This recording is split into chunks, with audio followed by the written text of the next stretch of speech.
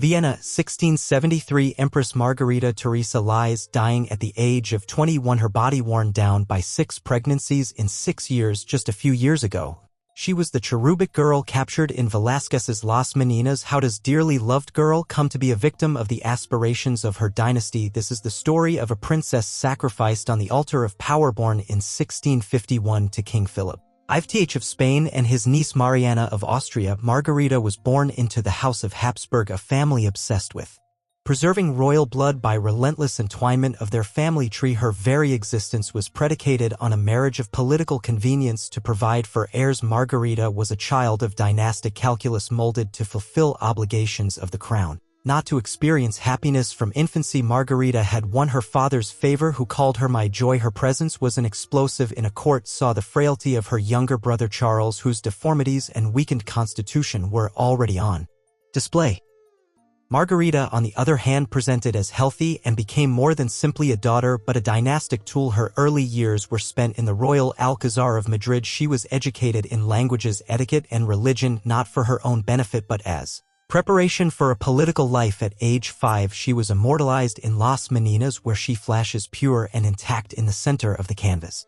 The painting poses as a meta-comment on its own superficiality, her identity and role at once preserved and situated. She was always seen but never heard. The Habsburg monarchy thought they could keep on ruling by marrying ex to ex, uncle and niece, cousin to cousin, retaining power and inbreeding. Margarita herself was in a family tree with more than one repeated ancestor. Her parents were uncle and niece, and this marriage follows the same mold. Her brother Charles, the most famous victim of Habsburg inbreeding, would eventually die childless, but Margarita from the start seemed to embody a sort of hope, pure bloodline and good health. She was betrothed to her uncle and cousin Leopold, a Holy Roman Emperor, to unify the Spanish and Austrian branch of Habsburg. Her fate was sealed before the age of 12 in 1666. At age 14, she left Spain for Vienna. She said goodbye to her family, her daughters, and everything that she knew, and began a month-long journey through Europe in order to marry a man nearly twice her age. She arrived in Vienna with a round of pomp and circumstance, balls, opera, and festivals, but Margarita felt like a stranger. She continued to honor Spanish customs, avoided speaking German, and generally maintained emotional distance from the Austrian court. Ever the more convinced that she was culturally removed, she was, however, supposedly affectionate with her husband Leopold, who called her Gretel, and she called him Fellow. They shared interest in music and art, but their marriage did not hinge on love, but rather it was a contract. Margarita's function was simply to provide heirs. From age 16 onward, Margarita's life became an endless cycle of bearing babies and burying them. Her first son died in infancy, and her only child that survived, Maria Antonia, was born 2 years later, but then more children came. Most died within days after birthing. Each baby came closer to and broke Margarita's body. Doctors noted how pale she was and that she was always sick. Margarita became withdrawn, often sick enough to stay in bed, and desperate to make sense of things. She, of course, blamed her tragedies on divine punishment and pressured Leopold into expelling the Jews of Vienna under the impression that their existence was a curse on her family.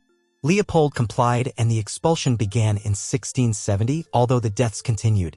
Margarita's health deteriorated almost immediately. By 1673, and pregnant again and almost dying, Margarita succumbed to her illness.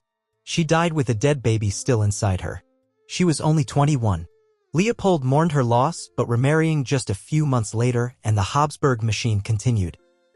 Margarita's daughter Maria Antonia would marry into the Bavarian royal house and have a son, Joseph Ferdinand, thought of as a potential heir to the Spanish throne, before he died at 6 years old, and with that so did Margarita's line. More than simply a personal tragedy, Margarita's death represented the beginning of the end of the Spanish Habsburgs, as Margarita's brother Charles died with no heirs, subsequently initiating the War of the Spanish Succession, and the dream of eternal Habsburg dominion unceremoniously crumbled. Margarita's life, intended to serve the dynasty, did nothing to prevent its demise. Today, Margarita lives not of political memory but of art in Las Meninas. She lives on as a shining child captured in time.